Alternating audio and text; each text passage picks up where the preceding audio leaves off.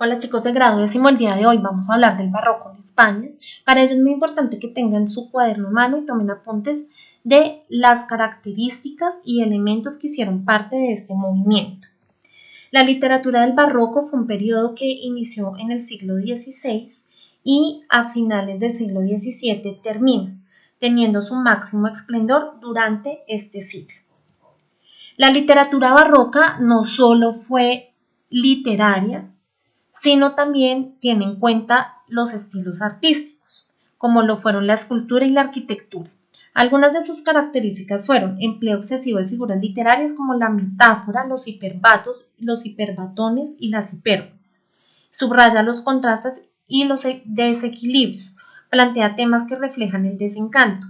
Las corrientes que se dieron en la poesía fueron el conceptismo, que habla del fondo, y el culteranismo, que habla de la forma. El barroco en España fue un movimiento artístico y literario. Se desarrolló en toda Europa a lo largo del siglo XVII. Abandonó la armonía y el equilibrio de lo clásico. Recargamiento ornamental de las formas, visión pesimista y desengañada de la vida eran algunos de los temas que se plasmaban en las obras literarias.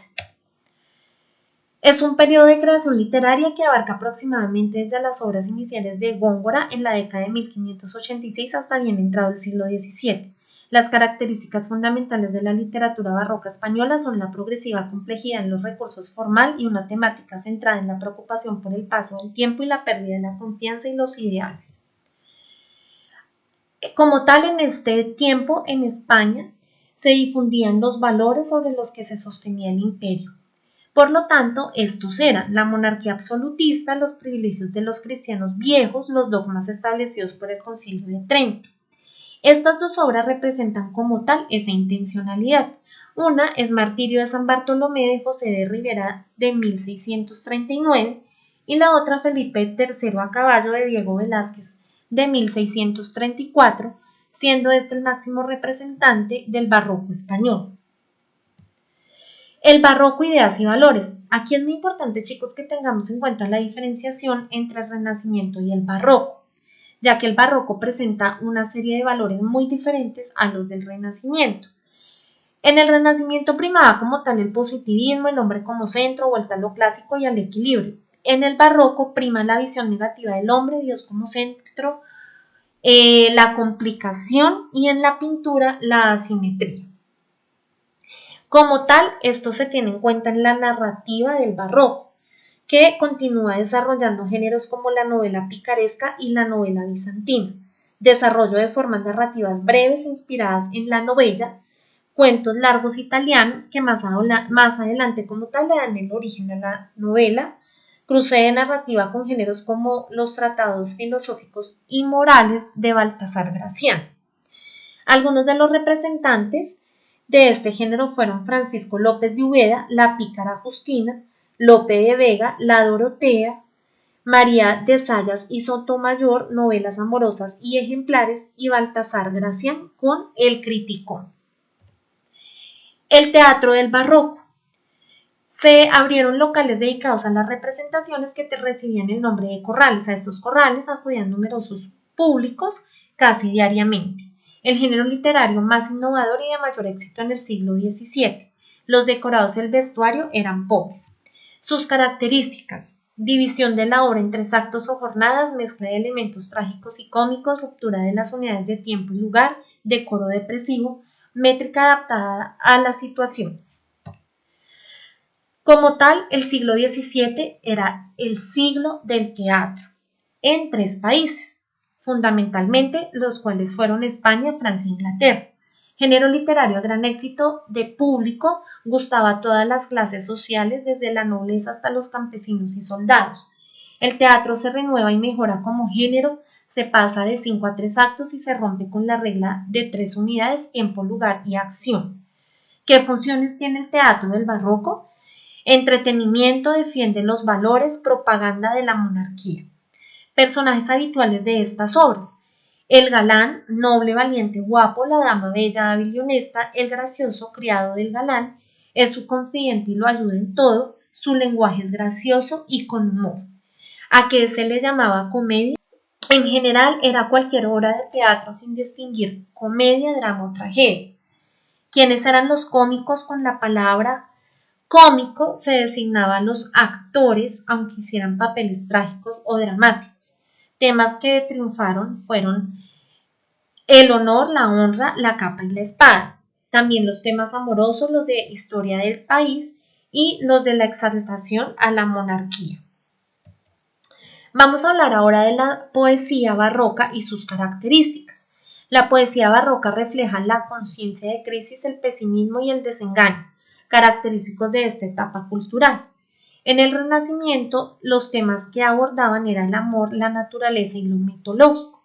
El amor es una pasión tan intensa que puede vencer a la muerte. La belleza de la mujer amada supera la de la propia naturaleza, y del carpe diem se destaca el demoledor efecto del paso del tiempo. La naturaleza es sensual, llena de colores y de sonidos. La mitología es tratada de forma burlesca. Los nuevos temas que surgen en el barroco. La conciencia de crisis avivó el interés por los temas morales, filosóficos y religiosos, la vanidad de las cosas, el engaño de las apariencias, el paso del tiempo y la presencia de la muerte. El arrepentimiento por los pecados, la corrupción reinante y la xenofobia desembocan en una poesía satírica que criticaba tipos y costumbres de la época. Contexto y localización del texto como tal. Esto aplica solo para la lírica. Conceptismo profundiza en el sentido concepto de las palabras, agudeza mental que da preferencia a las ideas con el fin de impresionar la inteligencia o el deseo de decidir mucho. El padre del conceptismo es Francisco de Quevedo. Él allí le da importancia al contenido. Su objetivo es sorprender, asombrar, empleo burlesco y satírico de las palabras. Frecuentes metáforas, no con el fin de embellecer como el culteranismo, sino para impresionar la inteligencia lumbre por el pecado. Juegos de palabras, utilización de figuras literarias, una misma palabra con significados diferentes, el estilo breve y conciso que se logra mediante la elipsis o eliminación de palabras, antítesis de palabras, frases o ideas con el fin de impresionar y agudizar la mente. El culteranismo profundiza en la forma de las palabras, pretende crear un mundo de belleza con los más variados estímulos de luz, color, sonido y con un lenguaje muy culto. La importancia es la forma. Objetivo, llegar a un público selecto y culto. Constante alusión a temas mitológicos, a uso de la metáfora con el fin de crear un mundo de belleza absoluta, a uso del imperbatón, uso de las palabras parónimas.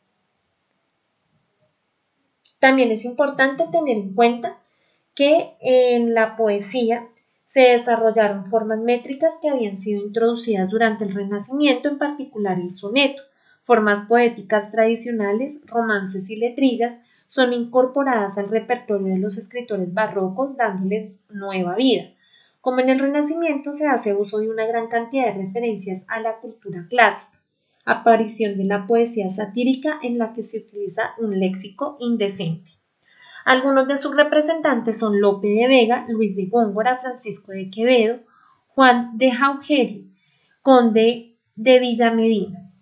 Y como tal, ellos desarrollan las fábulas, las rimas, lo que tiene que ver con el uso de textos satíricos y redondillas. Bueno chicos, muchísimas gracias.